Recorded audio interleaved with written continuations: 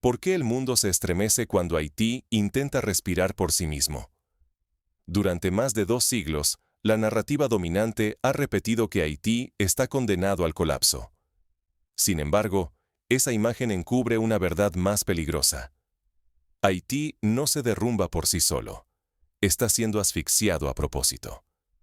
Su sufrimiento no es casualidad ni incapacidad, sino el resultado de una maquinaria pensada para castigar a quienes se atrevieron a ser libres.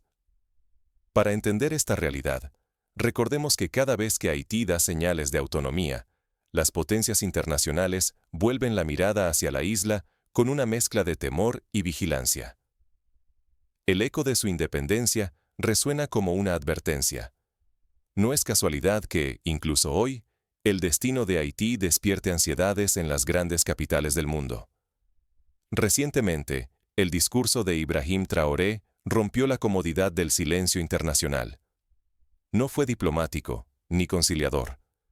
Fue un veredicto, una acusación directa contra quienes, desde las sombras, han transformado a Haití en un laboratorio de castigo y vigilancia. Sus palabras retumbaron como un golpe seco en la mesa de los poderosos. No fue la primera vez que una voz africana se alzó para defender la soberanía de un país oprimido, pero sí fue una de las pocas veces que un líder se atrevió a señalar, sin rodeos, los intereses concretos que han sometido sistemáticamente a Haití. Nombró a quienes, bajo la máscara de ayuda o estabilidad, han maniobrado para mantener a Haití bajo tutela y dependencia perpetuas. El efecto fue inmediato. El mundo, acostumbrado a mirar a Haití con lástima o paternalismo, tuvo que afrontar una pregunta incómoda. ¿Y si el verdadero peligro no es la fragilidad haitiana, sino el potencial de una Haití autónoma capaz de desestabilizar el equilibrio de poder global? Imagina por un momento un Haití que logra romper el cerco y gestiona su propio destino. ¿Qué pasaría si la isla caribeña se convirtiera en un referente y ejemplo para otros países sometidos? El temor no es solo por Haití, sino por el efecto dominó que su emancipación podría desencadenar en África, el Caribe y más allá. Lo que está en juego trasciende el destino de una nación caribeña. Si no entendemos el verdadero origen del sufrimiento haitiano, corremos el riesgo de perpetuar sistemas que asfixian no solo a Haití, sino a cualquier país que desafíe el orden impuesto. La autodeterminación no es peligrosa, salvo para quienes temen perder sus privilegios. Para comprender por qué las palabras de Traoré generaron tanto temor y silencio en los centros de poder, debemos volver al origen de ese miedo. Hay que mirar de frente el instante en que Haití, apenas un susurro en el Caribe, se transformó en el latido que el mundo quiso silenciar. Para entender el alcance de ese desafío, tenemos que retroceder al momento en que Haití rompió sus cadenas. Allí comienza la verdadera historia de su asfixia. Antes de ser visto como un problema, Haití fue una chispa que sacudió los cimientos del sistema esclavista mundial. La historia haitiana no nace en la tragedia, sino en una rebeldía salvaje y radical. En 1791, los esclavizados de la colonia más rica del Caribe iniciaron una revolución sin precedentes, desafiando todo lo que el mundo blanco creía inmutable. Esa noche, en la plantación de Bois Caimán, miles de hombres y mujeres se reunieron en secreto, bajo la lluvia y las sombras, para jurar que la libertad valía cualquier precio. Fue el inicio de una revuelta que, en solo unos años, pondría en jaque a los imperios más poderosos del mundo. 12 años después, en 1804, Haití declaró su independencia y se convirtió en la primera república negra libre del planeta. Fue una prueba irrefutable. La libertad no era privilegio de unos pocos, sino un derecho que podía ser conquistado con sangre y coraje. Ese acto monumental aterrorizó a imperios y plantaciones desde América hasta Europa. Haití se convirtió en la grieta peligrosa en el muro de la esclavitud global. El impacto fue inmediato y brutal. Los esclavistas en el sur de los Estados Unidos temieron que el ejemplo haitiano encendiera rebeliones similares en sus propias plantaciones. Las potencias europeas, desde Francia hasta Inglaterra, comenzaron a ver a Haití no como un país, sino como una amenaza existencial a su modelo económico y social. Pero la valentía haitiana no fue nunca celebrada, sino castigada. Francia, incapaz de digerir la derrota, exigió una indemnización monstruosa. Haití fue forzado a pagar por su libertad, una deuda colosal que se arrastró hasta mediados del siglo XX. La independencia, así, se transformó en una trampa. Cada generación nacía endeudada, condenada por el crimen de haberse liberado.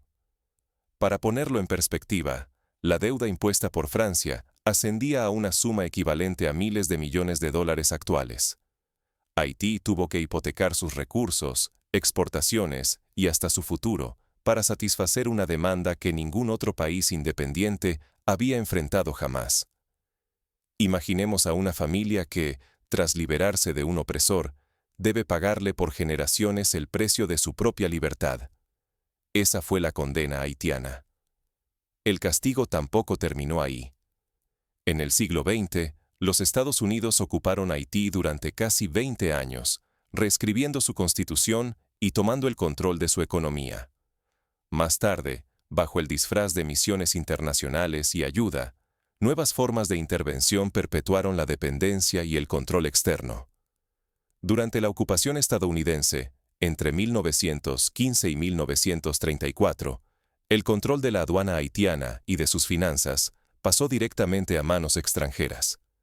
Se construyeron infraestructuras, sí, pero bajo condiciones que beneficiaban mayormente a intereses estadounidenses. Se impusieron trabajos forzados y se suprimió toda oposición a la ocupación, dejando heridas profundas en la psique nacional.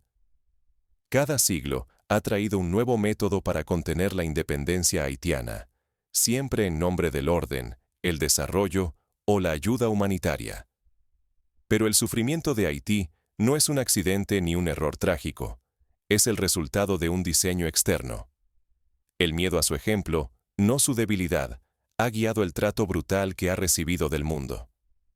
Para ilustrar cómo funciona este castigo, veamos algunos ejemplos históricos. Tras la independencia, Haití fue aislado diplomáticamente durante décadas. Los Estados Unidos no reconocieron su soberanía hasta más de 60 años después, temerosos de que el mal ejemplo se extendiera. Las sanciones comerciales, los bloqueos y la negativa de acceso a mercados internacionales asfixiaron el desarrollo económico haitiano. Olvidar este origen no es inocente. Es aceptar una narrativa que borra la verdadera amenaza y esperanza de Haití, su desafío al orden mundial. Porque mientras la historia oficial lo pinta como un fracaso, la sola existencia de Haití demuestra que los pueblos oprimidos pueden cambiar el curso de la historia. Muchos historiadores comparan la gesta haitiana con la Revolución Francesa o la independencia de los Estados Unidos, pero con una diferencia. Mientras estas últimas fueron celebradas y mitificadas, la hazaña haitiana fue demonizada, temida y castigada. La libertad negra demostró que el dominio colonial no era eterno ni natural, y esa lección sigue incomodando hoy. Ahora, el discurso de Traoré no solo recupera ese pasado, sino que revela el mecanismo actual de la asfixia. Traoré señala con claridad que el sufrimiento haitiano no es resultado de su incapacidad, sino de una estrategia internacional. Lo que expone va más allá del pasado. Muestra cómo se mantiene viva la opresión hoy. ¿Y si el verdadero temor de las potencias mundiales no es el fracaso haitiano, sino su éxito? Imagina, aunque sea por un instante, que todo lo que nos han contado sobre Haití es una inversión minuciosa de la verdad. Lo que se vende como incapacidad es en realidad sabotaje. Y lo que se disfraza de ayuda es una cadena invisible más asfixiante que cualquier ocupación. En la práctica, esto se traduce en mecanismos como préstamos condicionados por instituciones internacionales, que obligan a Haití a adoptar políticas económicas que benefician a acreedores extranjeros y no a la población local. Por ejemplo, cuando el Fondo Monetario Internacional otorga un préstamo, exige recortes en gasto social, privatizaciones y apertura de mercados, dejando a Haití sin capacidad para proteger su agricultura o industria naciente.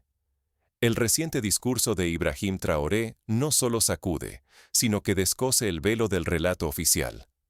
Traoré denuncia que la llamada crisis haitiana no nace de una supuesta incompetencia, sino de siglos de intervenciones y de manos ocultas que manipulan la historia y la soberanía bajo la máscara de la solidaridad. La reingeniería narrativa es el arma más eficaz del siglo XXI. Todo se maquilla. La intervención se pinta de ayuda humanitaria. Las deudas impuestas se venden como solidaridad internacional. Y cualquier brote de resistencia haitiana es tachado rápidamente de caos o anarquía. La verdadera tragedia no es el colapso, sino el diseño sistemático para que Haití jamás se levante sin tutela extranjera. Las grandes instituciones, las potencias interesadas y los diplomáticos han convertido la autonomía haitiana en una amenaza. Para ellos, la independencia de Haití es un riesgo a contener, nunca un derecho a proteger. Bajo el pretexto de la fragilidad, Haití es intervenido, vigilado y obligado una y otra vez a aceptar condiciones que perpetúan la dependencia y arrebatan a su pueblo el control de su destino.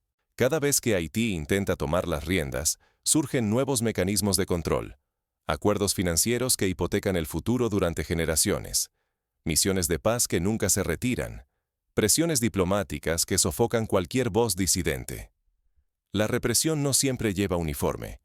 A veces llega en forma de préstamos, otras como sanciones, o en discursos paternalistas en foros globales.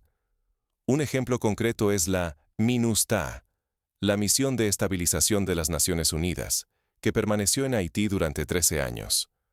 Aunque presentada como una operación de paz, sus acciones incluyeron denuncias de violaciones de derechos humanos, introducción del cólera, que causó miles de muertes, y una gestión cuestionada del orden público. Tras su salida, Haití quedó más inestable, con bandas armadas tomando el control de barrios enteros de Puerto Príncipe. Aceptar la narrativa dominante, esa que pinta a Haití como un estado fallido que necesita salvadores, no es inocente. Es reforzar el racismo estructural y legitimar el sistema que castiga la dignidad de los pueblos negros cuando reclaman soberanía. Pero existe una alternativa: ver el diseño, denunciarlo y abrir grietas en el muro de la opresión. Cambiar la narrativa puede encender movimientos de emancipación allí donde menos se espera. Sin embargo, el verdadero cambio no vendrá solo de discursos encendidos, ni siquiera de líderes valientes. Llegará de quienes heredan el pulso de la resistencia. La juventud haitiana, capaz de transformar el miedo en renacimiento y de hacer temblar los cimientos de la narrativa mundial. Piensa en el movimiento estudiantil haitiano de los años 60, que desafió dictaduras y fue reprimido brutalmente. O en los jóvenes que, tras el terremoto de 2010, organizaron redes de solidaridad y rescate, demostrando una capacidad de autogestión que los medios internacionales rara vez reconocen. Cada generación, a su modo, ha intentado reescribir el destino de Haití. Pero, ¿cómo se construyó ese cerco invisible alrededor de Haití? Para entenderlo, debemos volver la mirada a los pactos y traiciones que marcaron cada intento de libertad. En el siglo XIX, potencias como España, Inglaterra y Francia firmaron acuerdos secretos para aislar a Haití diplomáticamente y sabotear su comercio. Los bancos internacionales se negaban a prestar dinero sin condiciones abusivas. Los gobiernos vecinos, temerosos de rebeliones internas, mantenían una distancia cautelosa. ¿Y si Haití, lejos de rendirse, enciende una revolución de dignidad que sacude África y el Caribe? Mientras los medios esperaban declaraciones de cancillerías, la verdadera ola no surgió de los despachos. Fue la juventud haitiana la que irrumpió, como si la chispa encendida por Traoré hubiera recorrido un largo cable bajo las ruinas del silencio y la opresión. Traoré desafió el viejo guión del poder. Ya no serán las élites herederas del miedo quienes decidan el destino.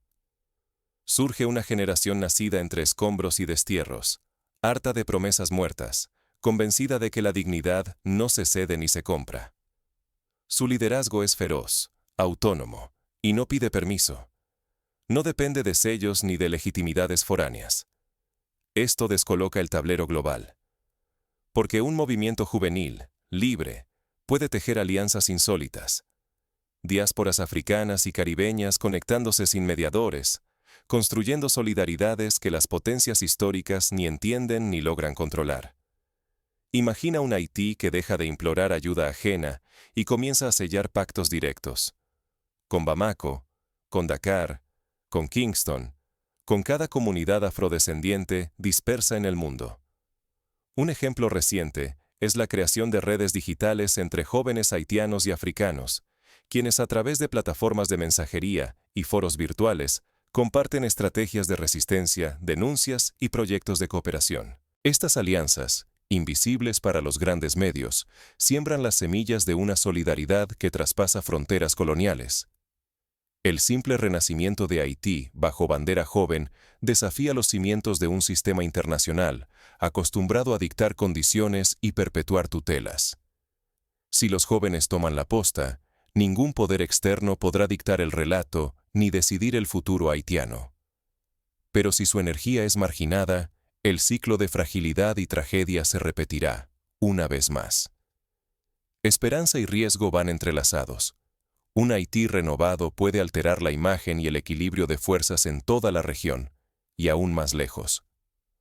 No solo el Caribe observa, África vigila, América Latina escucha, y las grandes potencias perciben el temblor de un paradigma que puede colapsar si el ejemplo haitiano se multiplica en otros pueblos marcados por el colonialismo y el racismo sistémico.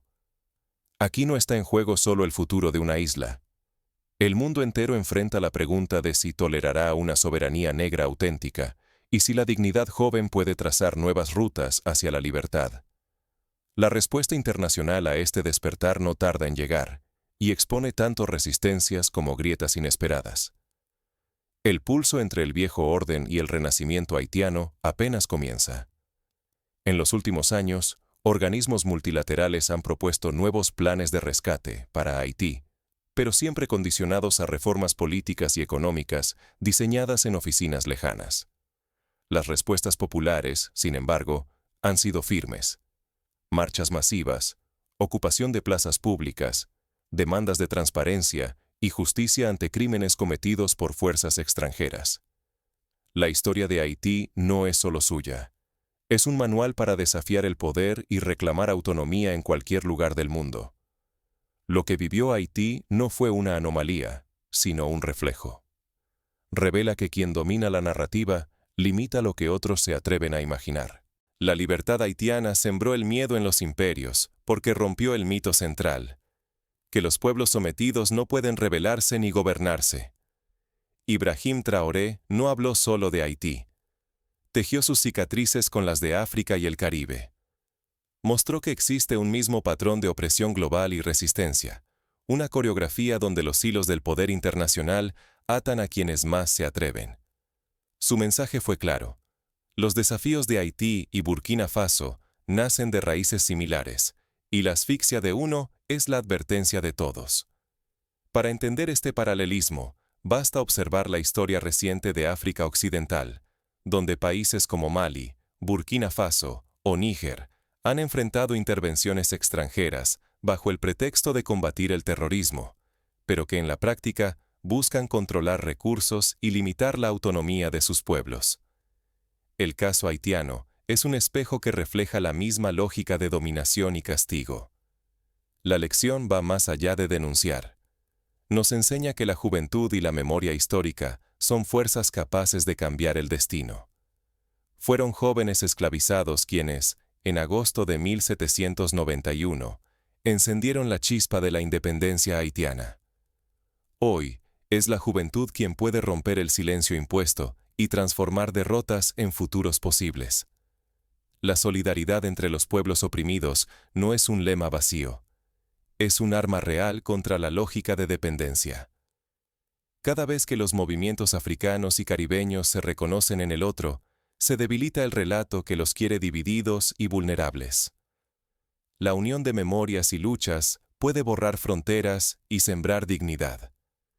En la práctica, esto se traduce en congresos de estudiantes afrodescendientes, intercambios culturales y campañas conjuntas para exigir reparaciones históricas. Un ejemplo concreto fue el Foro de Jóvenes por la Diáspora Africana realizado en Dakar, donde delegaciones haitianas y africanas compartieron experiencias de resistencia y proyectos de futuro. Ignorar estas lecciones tiene un precio alto: perpetuar la subordinación global de los pueblos negros y de todos los oprimidos. Pero abrazar el coraje de Haití y la determinación de Traoré puede reescribir la historia. Cada memoria rescatada, cada voz que desafía el silencio, abre una grieta en el muro del olvido. El futuro no pertenece a quienes esconden sus heridas, sino a quienes eligen recordar y actuar. La historia no es una cruz inevitable, es una invitación a la dignidad compartida y a la acción colectiva. Para quienes buscan pasos concretos hacia la emancipación, la experiencia haitiana ofrece lecciones prácticas: organización comunitaria desde abajo, construcción de cooperativas, defensa de la memoria histórica en las escuelas y medios, y alianzas internacionales con otros movimientos emancipadores. Cada acción, por pequeña que sea, suma en la construcción de soberanía. El ejemplo de Haití y el eco de las palabras de Traoré resuenan hoy con más urgencia que nunca. ¿Quién elige recordar y quién se beneficia del olvido? La historia nunca fue patrimonio de los poderosos. Siempre ha pertenecido a quienes se atreven a mirarla de frente y a alzar la voz, aun cuando todo parece perdido. Hoy tú también has enfrentado la verdad.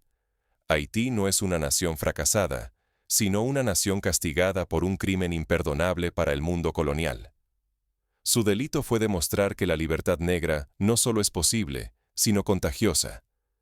Durante más de 2 siglos, manos extranjeras han intentado silenciar ese ejemplo, disfrazando su control de ayuda, deuda y ocupación. El discurso de Ibrahim Traoré no se limitó a denunciar la opresión. Tendió un puente luminoso hacia la juventud haitiana y africana, invitando a reclamar la dignidad y la memoria. Su mensaje cruzó océanos, obligándonos a reconocer que cada silencio voluntario perpetúa la injusticia.